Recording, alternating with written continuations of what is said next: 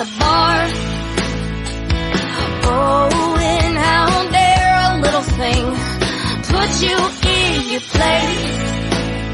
Now you try to save face, and you're so mean. Oh, I wanna be like Theodora on the days of the Byzantine. What is going on, guys? Once again, this is Social Banter, and as always, I have the best team player ever, my lovely wife, Melissa Cruz, here next to me. And tonight, guys, we have such a treat for you guys. Such a treat. We have one of the best. To me, she's the best, but I'm just gonna be a little bit more humble and nicer and just say that she is one of the best singers around here, songwriters. I mean, this girl, she is, her passion, the way she plays everything, her voice is like an angel. Everyone give it up to Frankie Raye. How you doing, Frankie? Hi, how are you? Good. It's such an honor to have you here in our podcast, man. Thank you. Especially after, happy to be here. Yeah, especially after last week talking to Greg. Oh, yes. And we talked about Frankie, about him featuring her on his album, and about her playing at our wedding. Yep. So to have her here with us is just a great opportunity. Well, I'm happy to be here. Thanks for having me. Yeah, for sure. So we really want to get into the nitty-gritty right away. Yeah.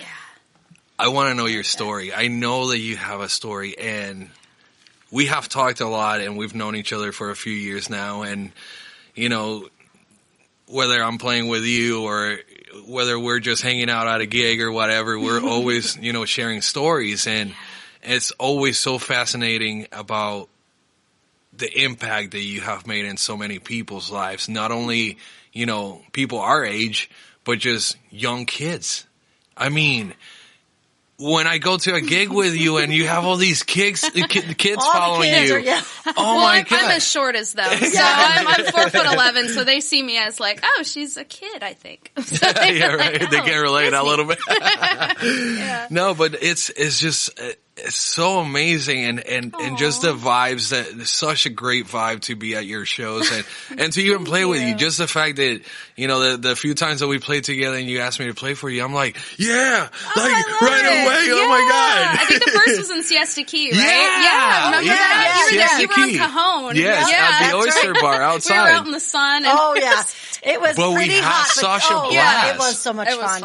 I had a blast just watching you guys. It was so much fun seeing you took some good footage too, I remember. Yeah.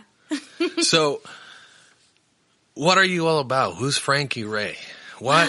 Where did you start? I was kind of the child of a broken home. I you know, my mother and father didn't really get along. They divorced when I was around 5.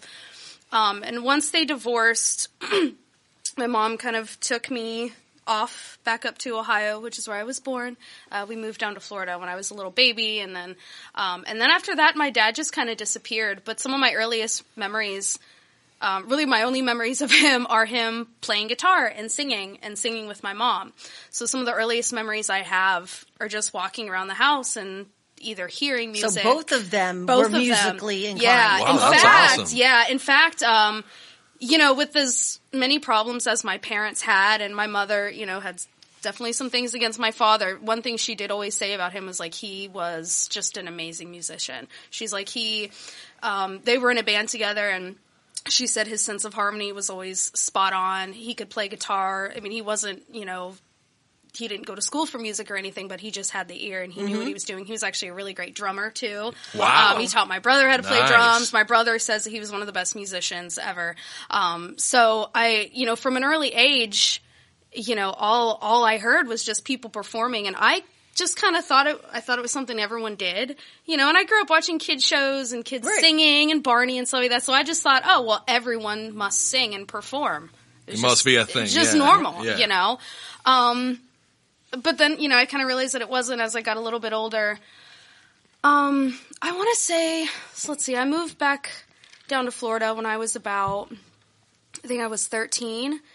And so you and your mom moved back here? Yes, yeah. Okay. My mother and I moved back down here. So I was about 13, and I remember immediately getting into chorus. And kind of from there, that's kind of when I decided that I wanted to perform. And I think before that, again, like I said, I thought it's something everyone did.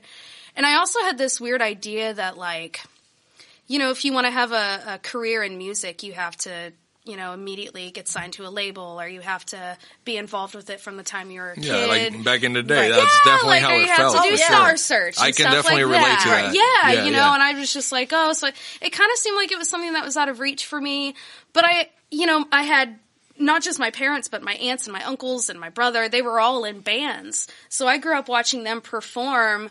But for them, it was always just kind of a hobby or something they did on the weekend. So I just thought that was where my direction was going to go. And also, you know, having the issues that I had with my parents, you know, I started writing a lot of poetry. Not so like really, an escape for you to get it out. It really was. Yeah. I remember I used to sit in my room in the 8th grade and just, you know, look in the mirror and write all the things I loved about myself, or just write just insecurities, everything I wanted to overcome. You know, and I was only 13 or 14 at the time, and I remember just poetry. And that's a hard age no matter what you're dealing with. I mean, I've got a 16-year-old daughter. Yeah. And she went through those stages too at that early age. Absolutely. Just any experiencing girl. divorce and all that stuff. And we were really poor and like living in a trailer, and I just like, I felt like everything, just life was just shitty. It was terrible, you know? But like, I just started writing, and I remember, this is so funny, I remember Christina Aguilera's second album, Stripped, came out. Okay, remember that song? Yeah, Now, the first single was the song Dirty. Yes. But that album... And it's so, because I grew up in the late 90s, so the music that was on the radio wasn't the best. I mean, it was Britney Spears, it was, you know what I mean? Right. Pop. But Christina, when that album came out, she had all these songs called The Strength, or The Voice Within, and Beautiful. She was being very positive. She wanted people to be That's when she was turning her life around as well, yeah. And for me, being 14, and it's like, okay, well, she was a pop star too, but now she's singing about deeper, more meaningful things. And I was like, that's cool. So I started writing poetry. It's before I even knew how to play guitar. I just started writing anything positive that I could to get myself happy. Were you already singing at this stage? Or? Yeah, I was singing. So I mean, I've been singing since early as I remember, but I do know I got really into chorus in the 7th grade, because before that, my schools didn't have the music programs. You know how it is. They want to defund our Exactly. But luckily, my choir teacher in the 7th grade was like so passionate, and she was so mean.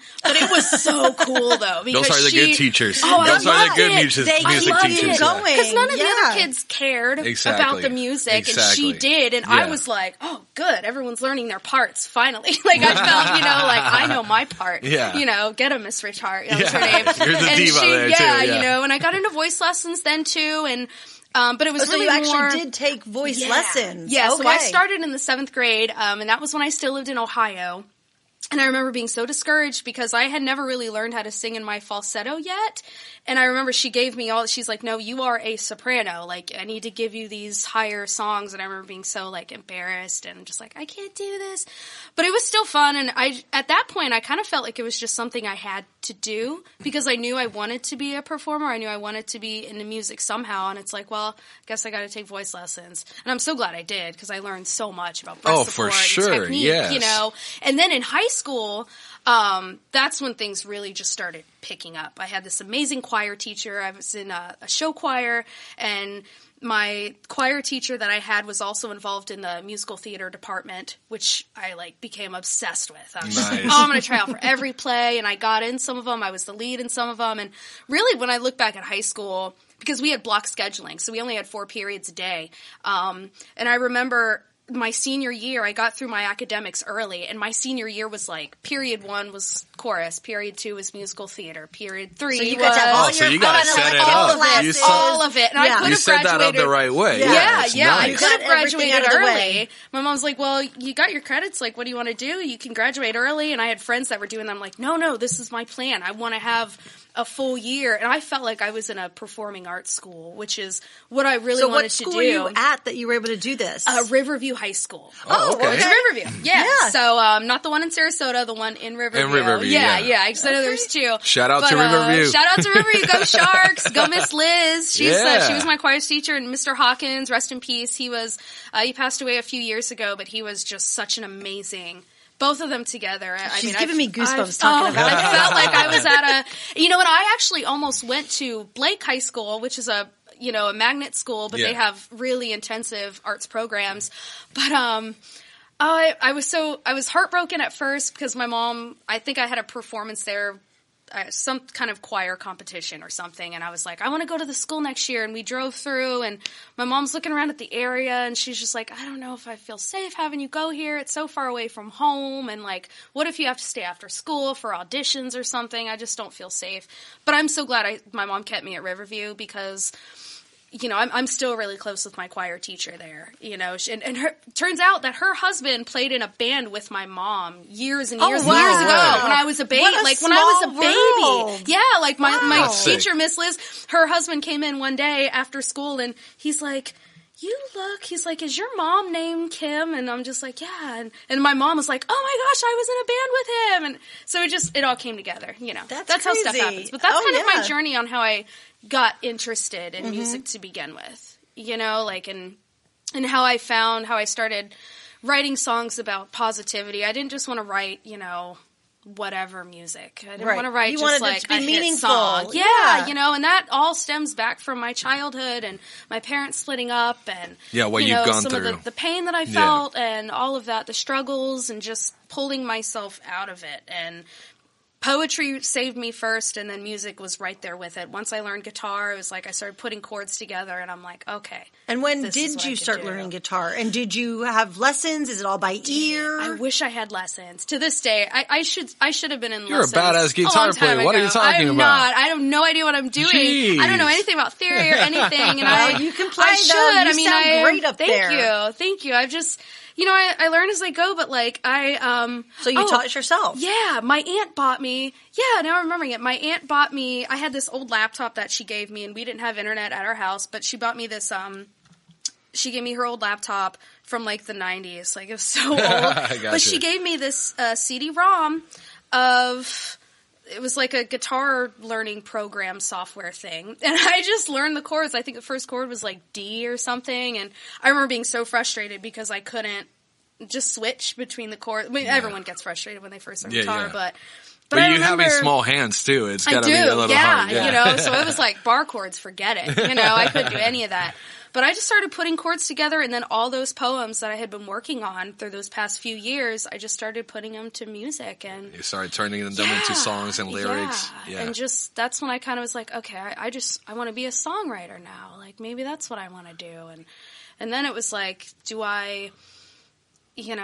how do I make this into a career? What do I have to do? But that all came with time, but that's how I really started songwriting. Gotcha. So you were saying that, you started writing positive music and stuff like that. Mm-hmm. Was that your outlet to be able to deal and cope with everything that was going on with you? Yeah, 100%.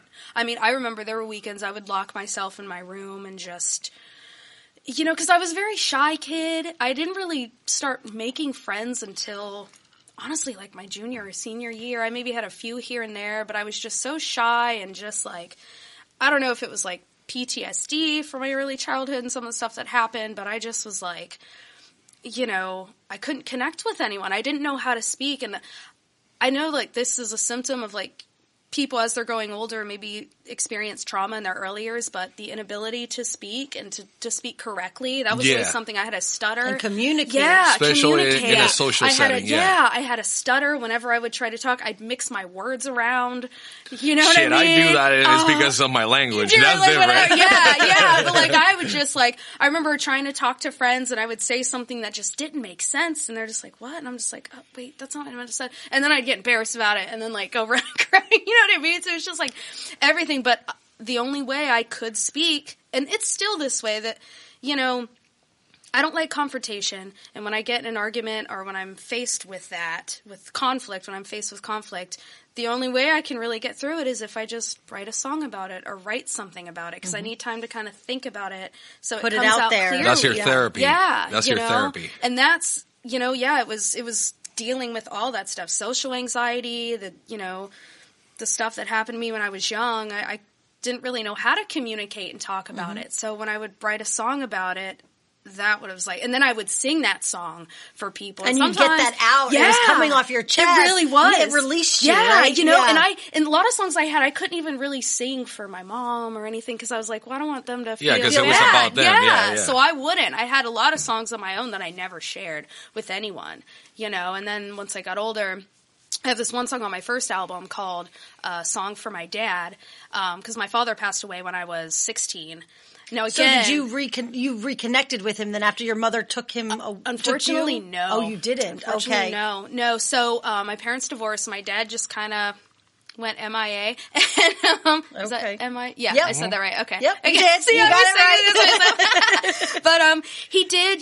He called for a few years on Christmas and on my birthday and stuff. But and this was really before obviously Facebook and stuff. Right. So it wasn't easy to find him. And I remember when he passed away, so it would have been, so he passed away January 2006, so Christmas Eve of 2005, I think I was 15, no, I might have been 16 at that, I was, this is so great, this is a story, you said you wanted stories. Oh, and yeah. You can edit and cut whatever. No. This is a story. We're here. So one of the earliest songs I said earlier, I remembered my father singing and playing guitar. And one of the earliest songs I remembered was the James Taylor Fire and Rain. Oh, and there's that line where he says, well, I always thought that I'd see you again.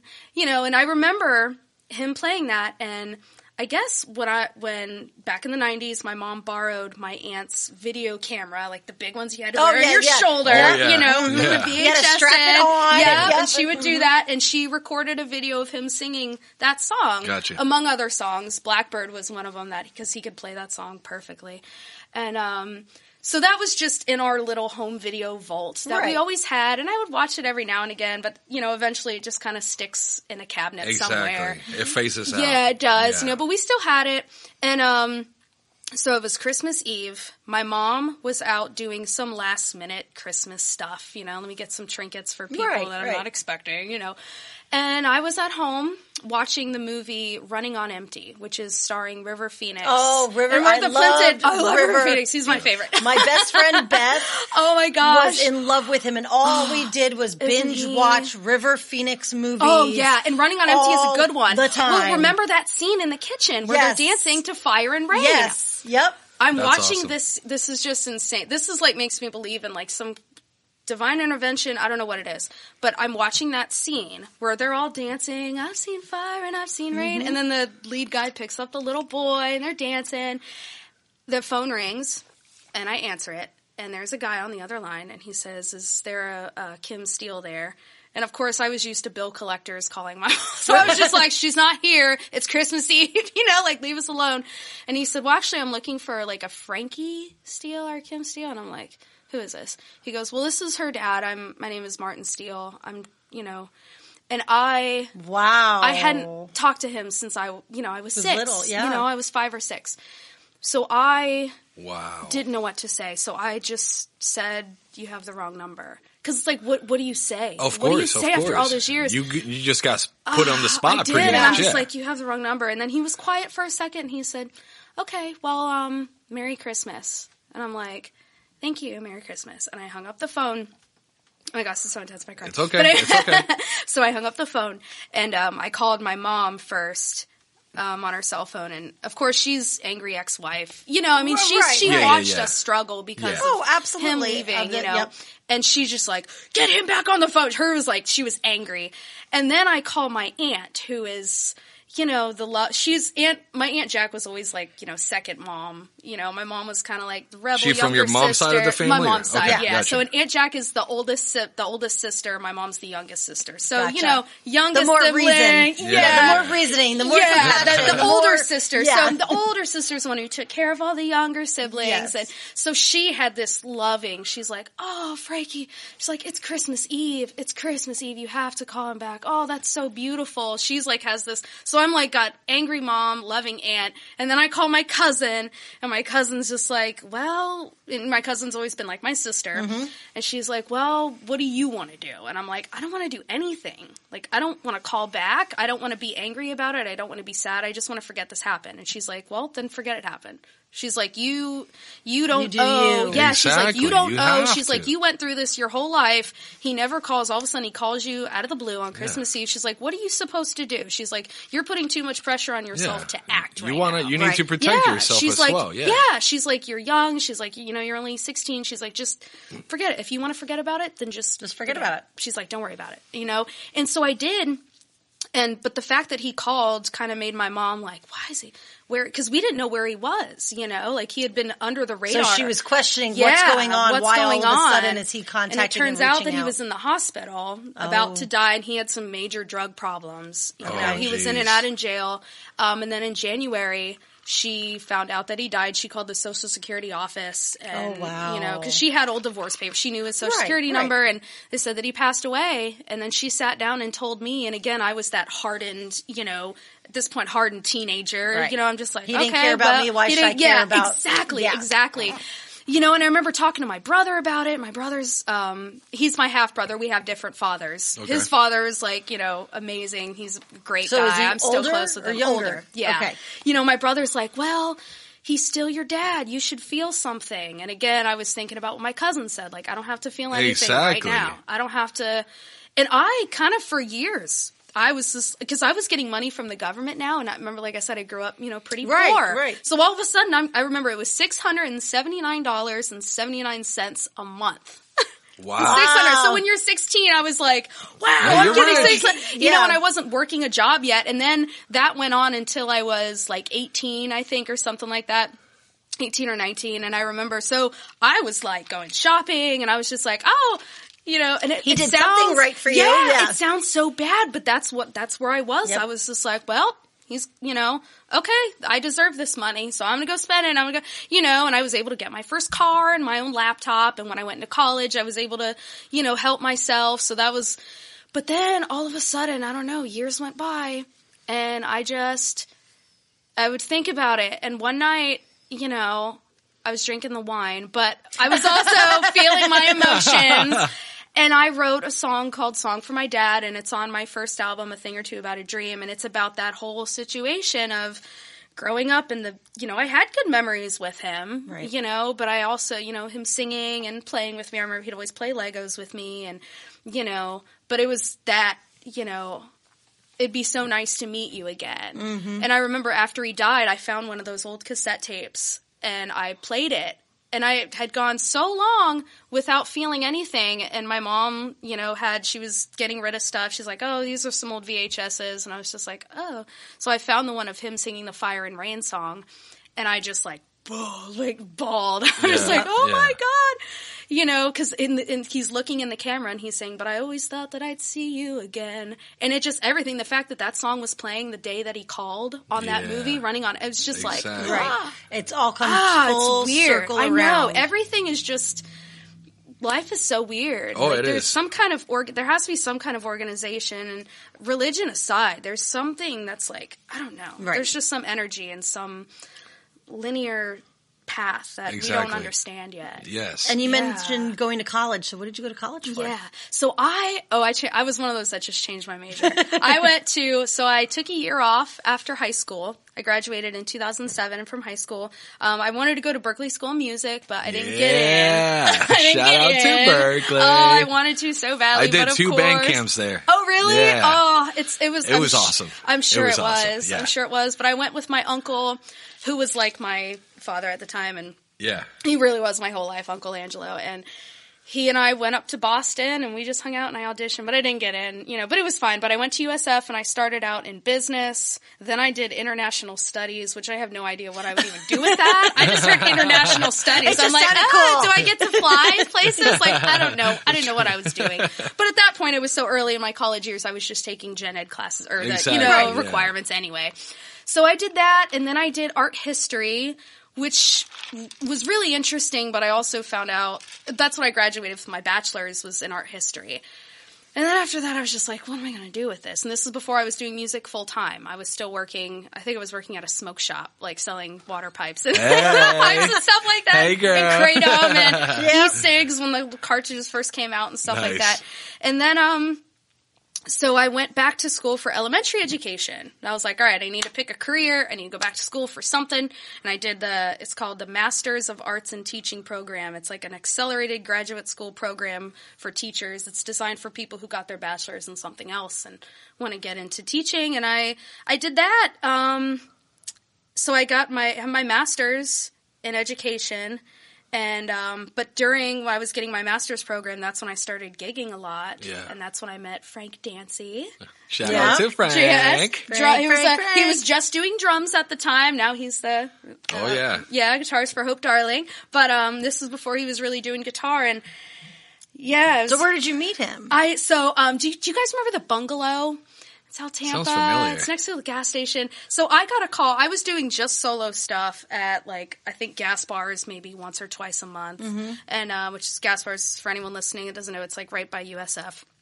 And, so I was playing there and the guy who was booking there messaged me and he said, hey, I need a fill-in at the Bungalow.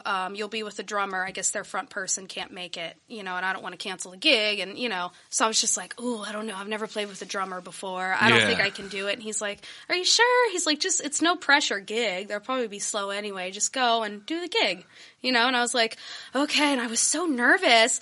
Frank, now he's such a good friend of mine. He's one of my best friends. He's a brother to me. So I'm just I was nervous around Frank. You know what I mean? But it was something new, something challenging. And I was really scared. And I showed Especially not ever playing with a drummer before. Yeah. And I'm just I don't know. I don't even know if I'm playing guitar correctly. I don't even know what I'm doing, But I played and I saw Frank loading in and I was surprised that he was as young as he was because I was expecting, I don't know.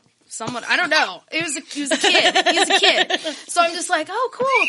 So I know. And it's little Frank loading his stuff in. And, I introduced myself and we just played the gig and we had the best time.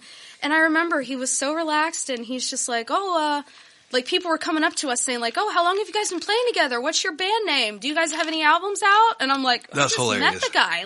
I just met him and we just had the best time. And then after that, every now and then he'd text me and say, hey, come over, let's practice some songs and let's try to get some gigs. And he was the first person that really kind of showed me the ropes. He's like, text this guy, tell him we have these dates open. And I'm like, well, shouldn't they be texting? I didn't understand. Yeah, he's really good with the business side of it. It's crazy. Yeah. And now, he really got me into it. And I was like, I just thought you just sit back and let them come to you. And if they don't come to you, well, then they don't want you. And it's not really the way it is. No. They're just too busy. And they have so many people on their roster, especially if it's a restaurant manager who's booking it. Because you're a restaurant manager, you have all this other stuff to think about. The band is the last thing. Yeah, exactly. The band is servers whoever. For sure. Let me book the same person every night so I don't have to deal with it anymore. Exactly. You know what I mean?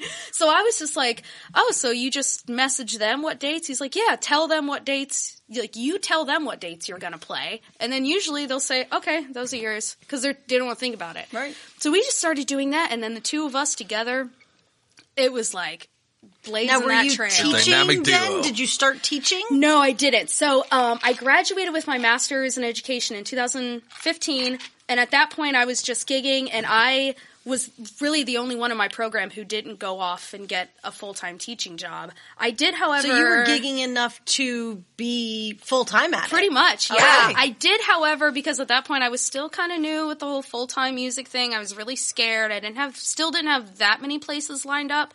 So, and I didn't want my master's to go to waste, so I signed up to do substitute teaching.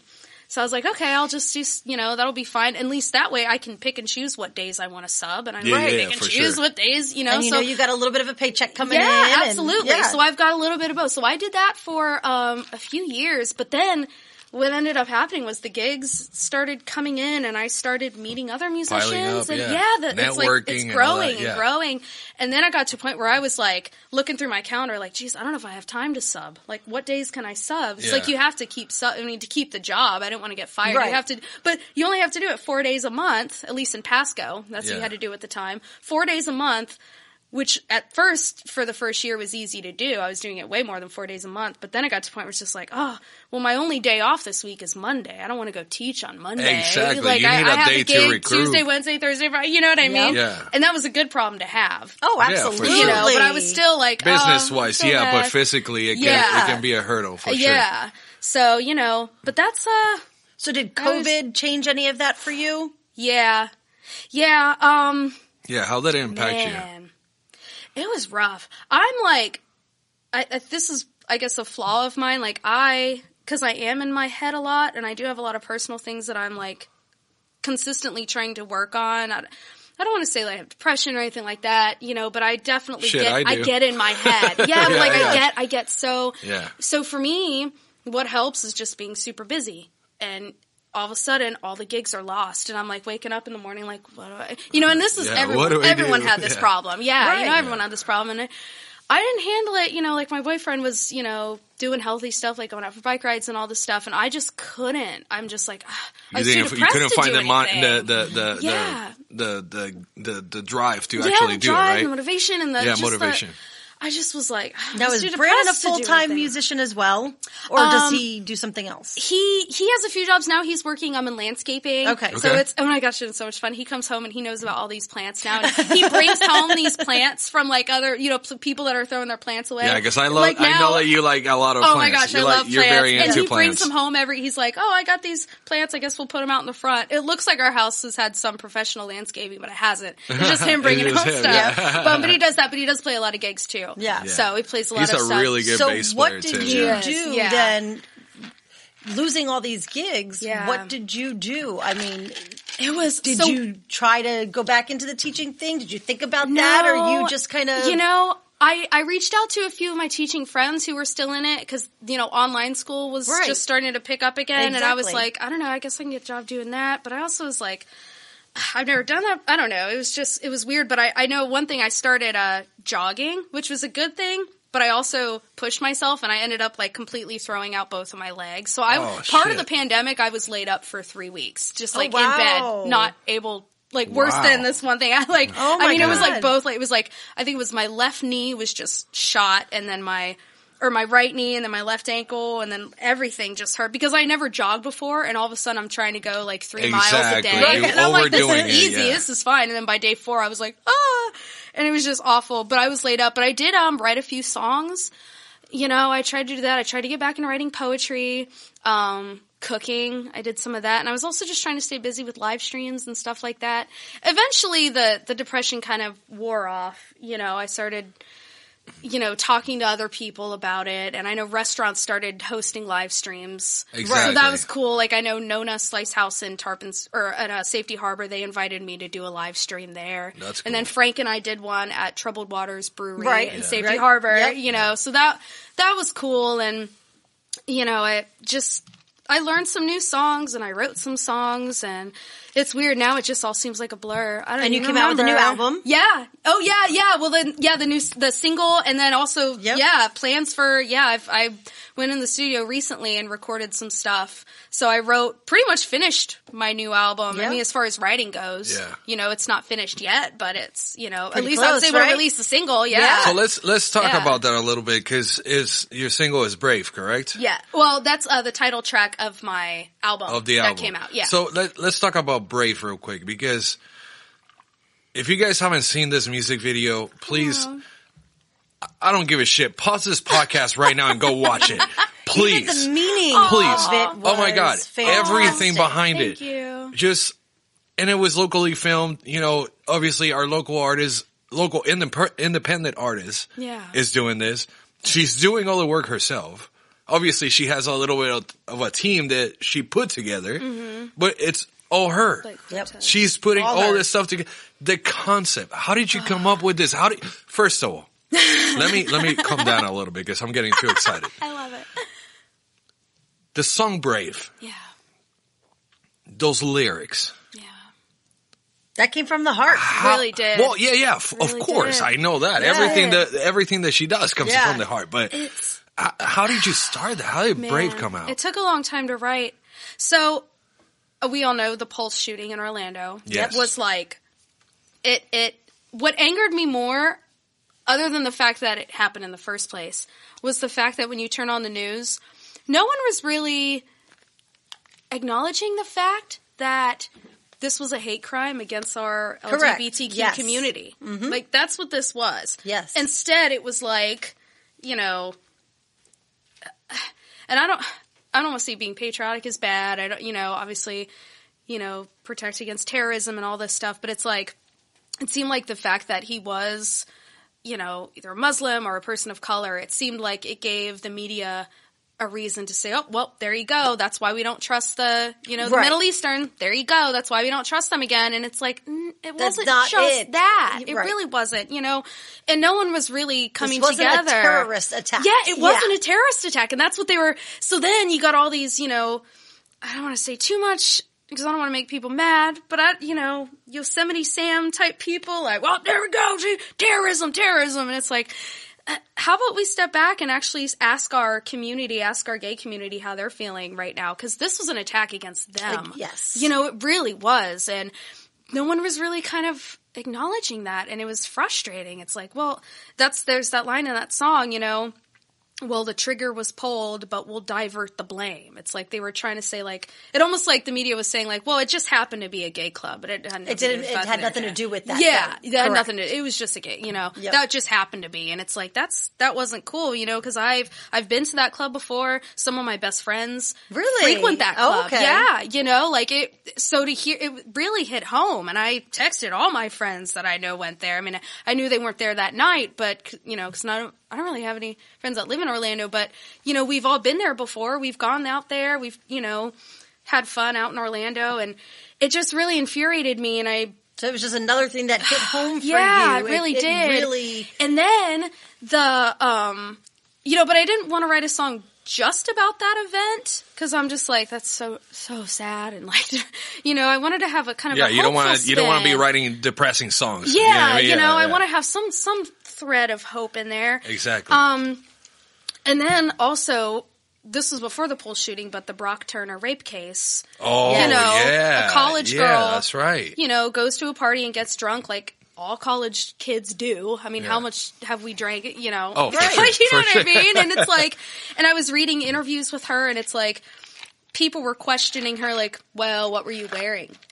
Well, why were you so drunk? The fuck does that matter? Kind of stuff. And it's like, listen, it doesn't matter what I was wearing. It doesn't matter how much I had to drink. I was in college. I had too much to drink. Sorry. Yeah. Like, we all doesn't give anybody the right to do anything to you. Absolutely. Oh, no, for sure. Absolutely. For sure. And then the fact that, he was some swimming champion, and the fact that basically a slap on the wrist, and even his father went on the record in court saying, oh, well, it was just 20 minutes of action. I don't know why he should be punished that severely for that. I didn't know that. Did he really say that? He said that, yeah. He said it for 20 minutes of action. And it's like 20 minutes of action. For that girl, that's not 20 minutes of action. That's a life. That's going to be a lifelong thing for her. It's not 20 minutes for her. And that just infuriated me. And I'm just like, but I didn't want to write all these man-hating songs and all, I didn't want to write all that kind of stuff. And I was like, I need to find a way to kind of make it positive. There's some kind of hope. And it's like, one of the lines that popped out to me as I was writing it, it's like, it's so hard for people to be brave. It's hard for people of color to be brave because of the people that are out there. It's hard for, immigrants to be brave. It's hard for women to be brave. Yes, it's hard for, it's hard for anyone who's, the gay community. Yeah, it's hard for them to be brave. It's so hard because of, just the hate in the world against marginalized groups. And it's just, it's really sad, and it's when we all bleed red, it doesn't matter. Yeah, it doesn't matter. Exactly. And it's like, it seems like anyone who's not male and white is, scot-free. Like, you saw these people that are, you see those videos online of people speaking Spanish in a restaurant, and then there's always some, like, old white person saying, like, oh, you should be speaking English. Go back to your, and it's exactly. like, wait a second. Go back to your country. This country I've was had built. that happen to me personally. See, and that's terrible. This country was built by immigrants. This whole, you know what I mean? Like, exactly. This country was, that's why, if you look it up, English is not really the official language. Exactly. It's not. We have no official language. And for some reason, everyone thinks that we all have, it's like that. That's what makes this country so beautiful. There should be people speaking whatever language they speak. It's the land of the free. It really is, exactly. and we all need to work together to keep it that way. But it's so hard for people to be brave in the face of all of that. And I was like, I just want to write a song encouraging people to just be brave. And it's going to be really tough, and it's going to get worse before it gets better, just like anything. And it's, I don't know. And you filmed this music video during COVID. Yeah, which is the mask. Yes. I love that. Now, did you make that? Yes, right? You made them. I bought a bunch of masks on Amazon, and I bought some fabric paint, and I wrote Brave, and I made sure I didn't want to make it look pretty. I kind of put some speckles on it. I wanted it to look kind of rough. And the videographer slash director, his name was Blake Cortez. Shout out to Blake. Yes, he's great. He directs a lot of music videos. I found him through Jerry X, who's a local artist, and he filmed some of her videos, which are just incredible. Shout out to Jerry as well. Yeah, she's amazing. She was an early encourager of mine too. Awesome. But he's a photographer and stuff like that, and he really loved the concept, because he's biracial as well. Where did you film this at? This was in downtown Tampa, on top of one of the parking garages. It was on top of one of the buildings, right? That's what I thought. It was on top of one of the parking garages. Was it the SunTrust building, or I think it might have been. Okay. Yeah, you know what? I know it's right next to the new Marriott that they built, and I know across the street would have been where, like, Sail Pavilion is. Oh, okay, yeah, but it's like right on that. It's like right up there. But we went in the parking garage. It was such a cool concept. Like, it looked so awesome. It was so much fun with you being out there. Yeah, and that's kind of what we wanted. Then we went by where Armature Works is. Yes. We filmed. That's where, like, some of the street shots of me walking are filmed there, and then some of the close-ups of my face were filmed there. So we just went to Tampa because it's like we live in Tampa. Like, why not? And all of the people who were in the video, some friends of mine, the extras and stuff, they all live in the area, so. You know what was really crazy cool. about that? One thing that I actually captured about that video is not only the message was so clear. Oh, absolutely. And the reason why is because, I don't know if you even noticed it in your own video, but it was a ghost town. It looked like you guys were in a ghost town. Ooh. So I didn't even notice that. Yes, it was actually just you guys, just you guys, as a community coming together, to send a message, to send a message out there. Oh, that I don't know if you noticed that, but I literally, you can see the background. Just watch your music video again, but just look at the background. Yeah, I didn't notice that. If you actually capture that, you literally see it almost feels like a ghost town. And I didn't notice that would even be significant either, but if it is, that's awesome. It really is, because it brings the emotion out. Everybody can have a different aspect Absolutely. of it. For sure. A different meaning of it. Yeah, because when I watched it for the first time, I mean, I've seen it probably like 15,000 times by now, but thank you. The main thing is just literally, obviously, how the director put it together, and the editing and all that stuff was amazing. Yeah. But just the little details that sometimes you just miss. They're very easy to miss. I took a critical viewing class in Full Sail when I went to Full Sail. So every movie that I watch, every video that I watch, I'm always, breaking it down and analyzing everything. Yeah. And just all the little messages that come from the song, Brave. You can tell the emotion inside of that video. That's why every time, it doesn't matter how many times I watch it, I get the fucking goosebumps right away, dude. Oh, that makes me so happy. No, it's great. You really did an amazing job in that video, and I love that song so much. Thank you. I really do. And thank you. Like I always told you, hey, You can call me anytime if Frank is not available. I'm definitely there to play drums for you. Well, and you do a lot with Brandon now too. Yeah, absolutely. Yeah, he has such an interesting ear for music too. Like he came up with a cool bass riff for Brave when we performed it. That's it kind of mimics the guitar, like the lick. He kind of mimics that, but he put his own twist on it. And even shout out to Joe Kosis, who kind of produced that song, because I obviously had the song written. Yeah. And he's like, I think it just needs, like, if you hear there's the, I don't know drum terms, but the snare? Yeah, sounds like marching band. Yeah. Like marching band. The rudiments. Yeah, he kind of had that idea. He's like the that kind of going through. He's like, because it's a powerful song. Exactly. He's like, so make it sound like you're marching. Yeah. Exactly. And that's kind of why he produced it that way. And even the da da da da da da, there's like those. Yeah. It sounds like you're. It's full. It's a full song. It sounds for like sure. you're stomping your foot or you're banging your, because it's such a powerful song. It kind of makes you want to just bang on, like you're in a new world order. You're demanding order. Yes. He had that idea for the song, because I had this really slow, kind of depressing, folky sound to it. Gotcha. And then he's like, well, let's kind of give it, something else in the verses, and so that was really cool. So that, in addition to the video and everything in the message, that's why it takes a village to create art. Wow. It's not just one person. It's the producer. It's, the whole team. Yeah, the people playing their instruments. And that's the crazy part about our music industry, man, is that a lot of people out there, especially now, because, so many artists are having to just, not isolate themselves, but they need to go in the studio and really work. Yeah.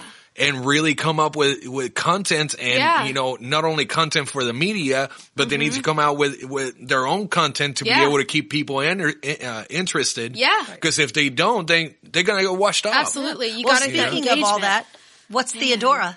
Ooh. Oh. That's a fun one. Oh. The story on that one. Do you want to hear the story on that one? Yes. Oh my gosh. I was playing at Sunset Grill down in Ruskin.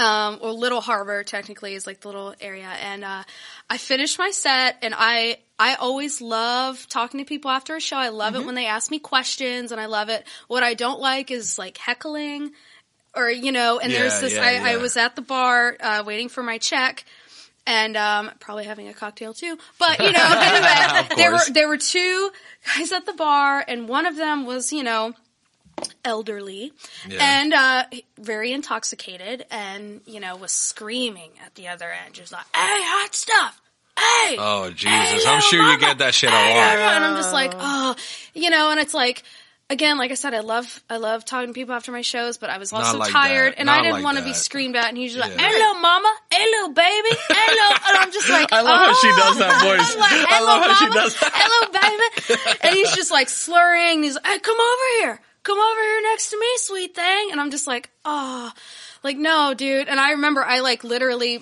my bag was on top of on the bar, and I just kind of went, and I rolled my eyes, and I just walked off, like, right in front. Like, he saw me do it, because it was only him and one other guy at the bar. And I'm just like, and then as I was walking away, he got upset with me. He was just saying, oh, okay, well, fuck you then. Blah, blah, blah. Well, you're too good to, and it's like, I started thinking, it's like, look, if you were to come up to me and ask nicely, like, oh, what kind of guitar do you have? How long have you played music? If I was a bitch to you then, like, if I rolled my eyes, that's on me, because that's just an honest question. But I don't owe you a thing if you're talking to me that way. Like, if you're, if you're saying, hey, little, and also, I've been told that I look really, really young. Like, some people ask at my gigs, they say, like, oh, how old are you? Like, what, 19, 20?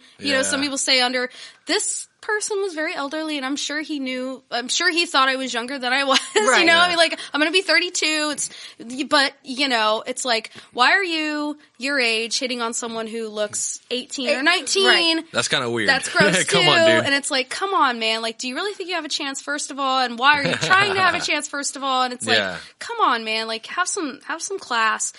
And he was really, like, upset with me, that I was just walking away. And I'm just like, I don't owe you a thing. And it's like, okay, so you're mad at me because you were a jerk and being disrespectful. And you didn't give him the attention that he wanted. Yeah, you're mad at me because you're disrespectful. That doesn't make a lot of sense. Exactly. It's like, I don't owe you any. I don't have to smile, and everyone expects you to just go over there and talk to him. Everyone expects you to just,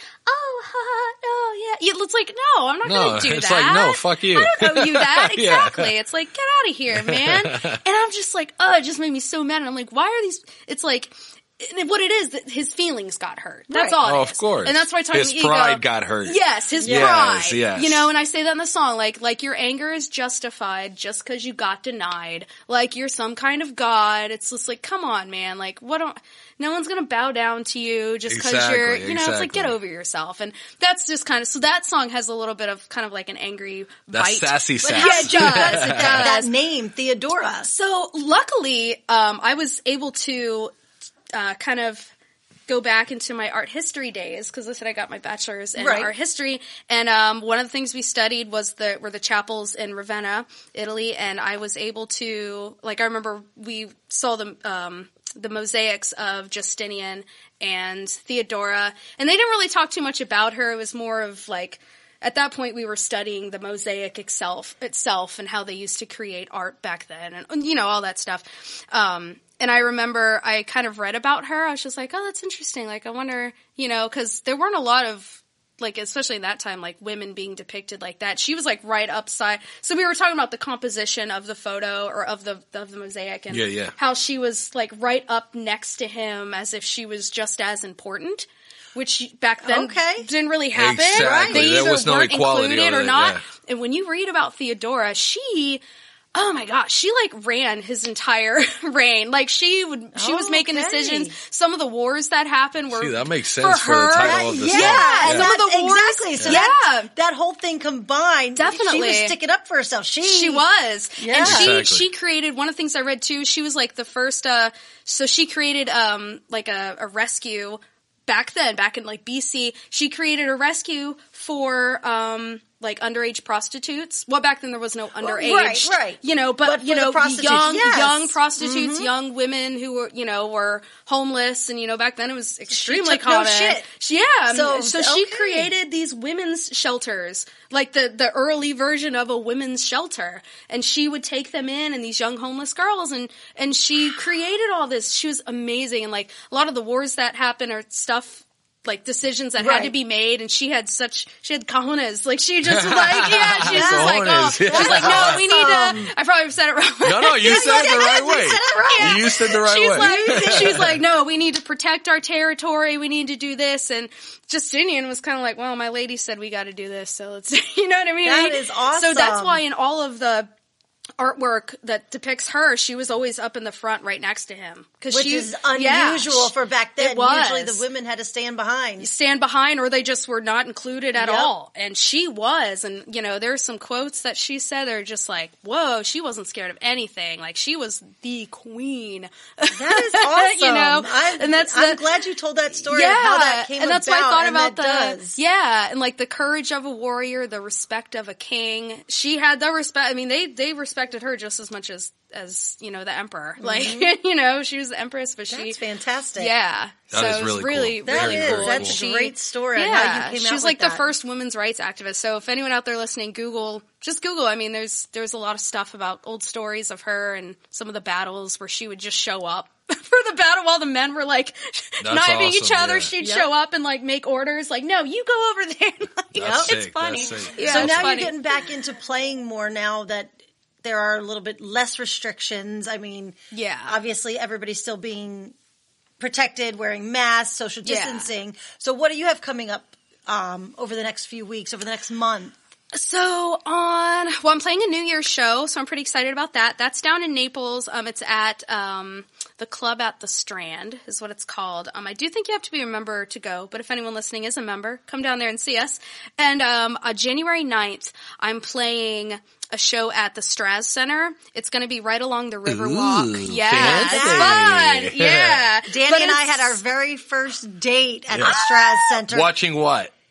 It was called First Date. It was a play called We went First to go Date. see a first date. That was like one of on our first date. adorable, you guys. That was one of our biggest first dates. We had Yes. one in St. Pete where we walked around downtown, Yes. We but went that to a was like dueling our piano real bar and- date. yeah. Like he took me out to this play. Oh, that's it was so great. cute. It was great. I love that. It was great. That's awesome. Well, I want to be right in that area Yep. along the Riverwalk. It's called the Live and Local Series.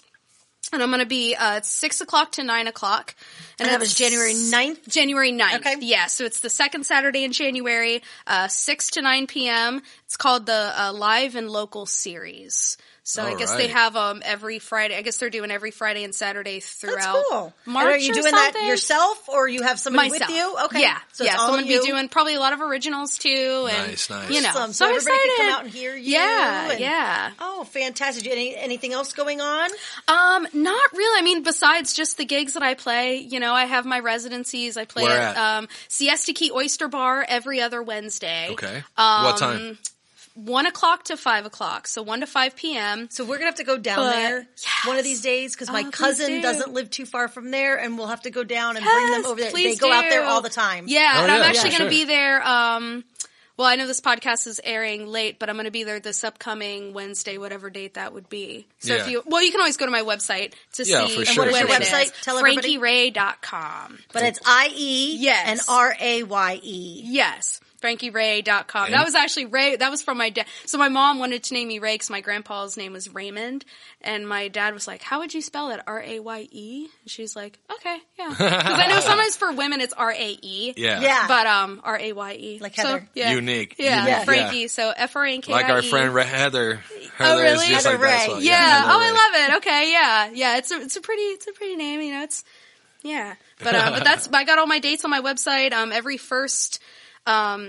first Sunday I'm at Captain Jack's, which is right around the road from the Yep. studio. Right around the where corner we're from the filming. studio. Yep. So, I'm there and then, I think that's all the residencies. I had more before the pandemic, but They're you phasing know, out. yeah. So I think that's. Oh wait, they have me throughout the first few months of 2021. I'm going to be at Keelan Curling Winery in Plant City every second Friday. Oh, cool. And then every other Friday after that, I'm going to be at Clear Sky in on the beach in Clearwater Beach. Oh, really? Yeah. That's a And nice then I'm spot. doing every second Sunday. I just remember that I'm doing every second Sunday there too.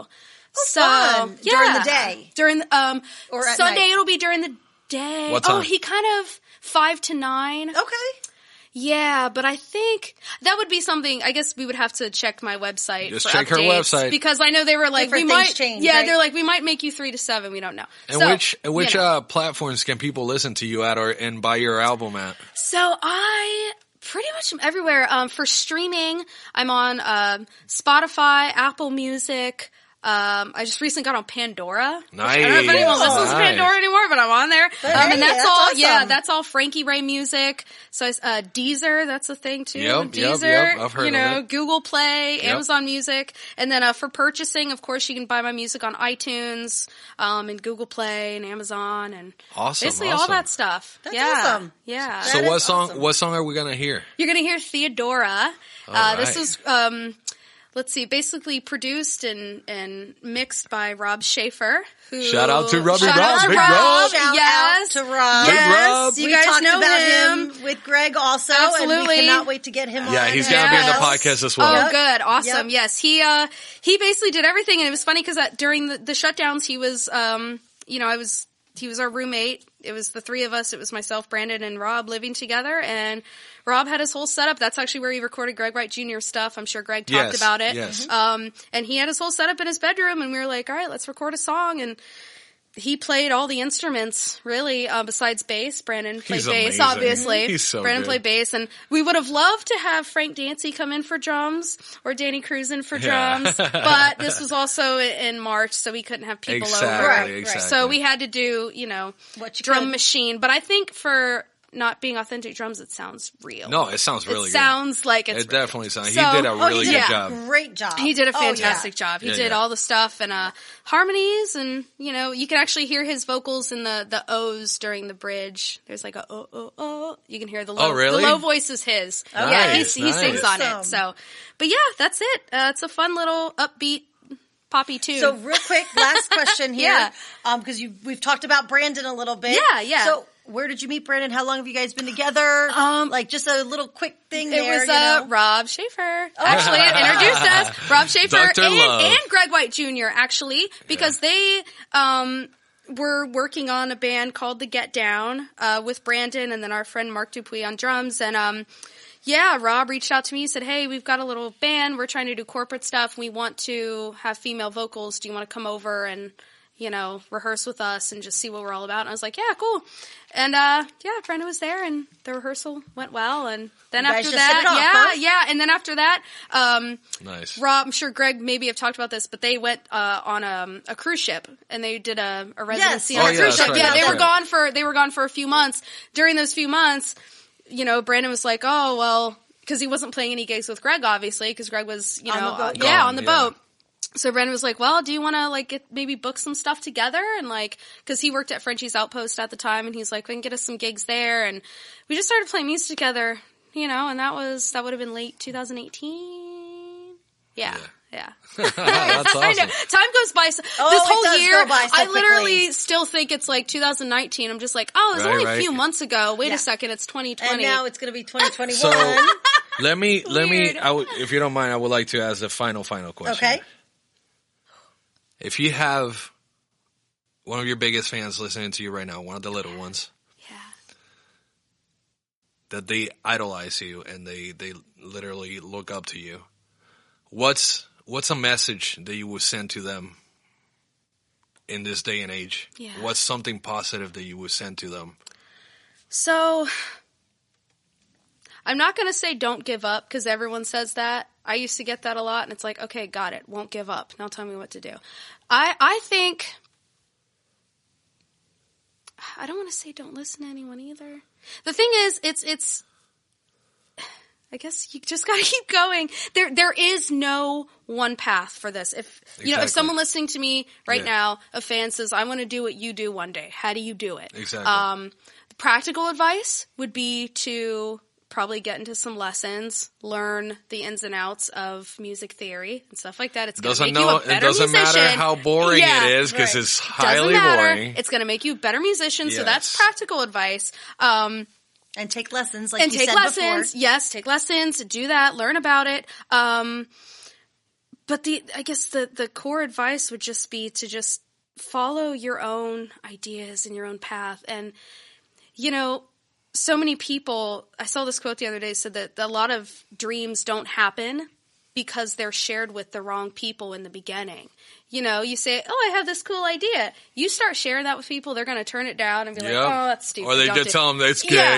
And then, it's gay. No, it's gay. It's stupid. And then it's never going to happen. You know what I mean? Yeah, and exactly. It's like, don't just figure out what it is about you that makes you unique and special. Do you write, what kind of songs do you write? Do you like writing positive songs like I do? Or are you more kind of in the moody feel? Or, what kind of songs do you like? And just hustle.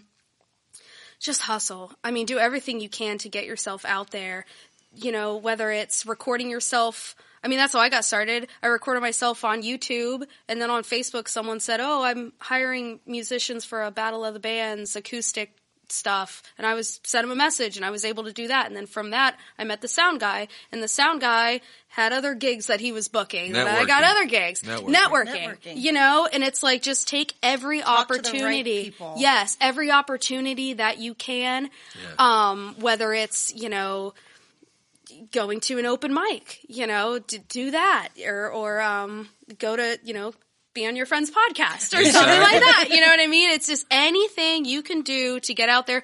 Don't worry about the money at first. You know what I mean? For sure. You're not going to get paid to go to an open mic. Don't worry about that. Don't worry too much about the business side at first. That's advice my brother gave me. He's like, don't worry about the business side at first. Just do you, get your craft together. Get your craft and your package and your press stuff together. Get your photos and your videos and your, make sure you're good, get your lessons underway and do that, and then be so good that they can't ignore you. Yep. And here you are. And here you And are. here you are. And thank you so much for coming and talking with us. Thank you for having me. This was so much fun. This went by so quick. Not had you, obviously. Right? We had you at our wedding. We loved your singing. It. That was we were so much so fun. happy that you did that for us. Thank you. I still have pictures from that wedding I need to send you guys. Yes, selfies of us like, wow. Hell yeah. I mean, it was amazing. We, like we said at the beginning, we love your sound. We love seeing you perform. We always have a good time when we're with you. Thank you. Thank you so much for everything, and thank you for just being you.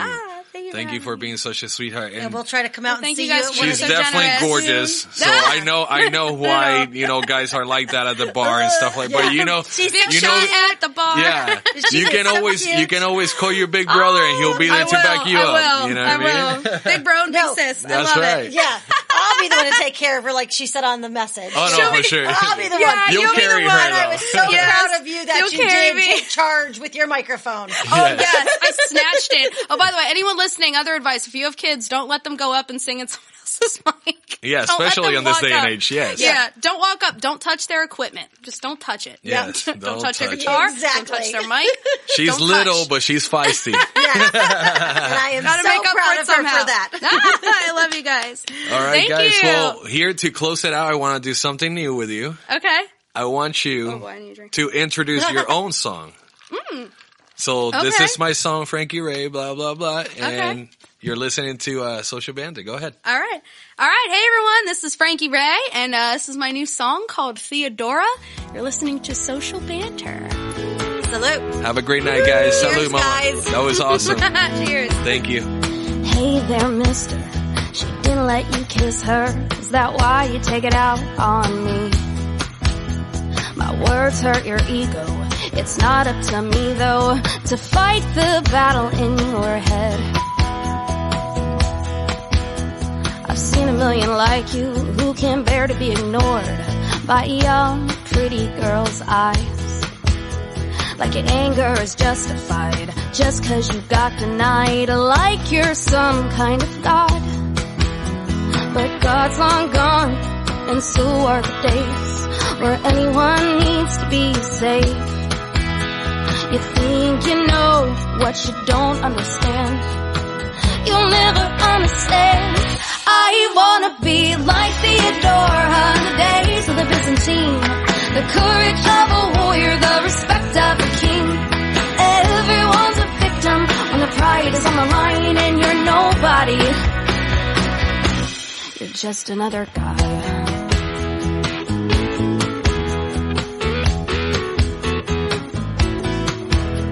Did your mama never treat you right? Did your daddy put up a fight every time you started to cry? Inferiority's a bitch, I know. Egomaniacs steal the show, and I'm sorry you never got your chance. Oh, but I'm not crazy, just a little uptight from all the knives being thrown and the stupid little comments about every move I make. I never asked. I wanna be like Theodora in the days of the Byzantine. The courage of a warrior, the respect of a king. Everyone's a victim when the pride is on the line and you're nobody. You're just another guy. You're just another guy. And oh, I know you wanna be the big shot at the bar. Oh, and how dare a little thing put you in your place. Now you're trying to save face, and you're so mean. Oh, I wanna be like Theodora in the days of the Byzantine. The courage of a warrior, the respect of a king. Everyone's a victim when the pride is on the line and you're nobody, yeah. You're just another guy and I'm like Theodora in the days of the Byzantine. The courage of a warrior, the respect of a king. Everyone's a victim when the pride is on the line and you're nobody. You're just another guy. You're just another guy. Hey there, mister. She didn't let you kiss her. Is that why you take it out on me?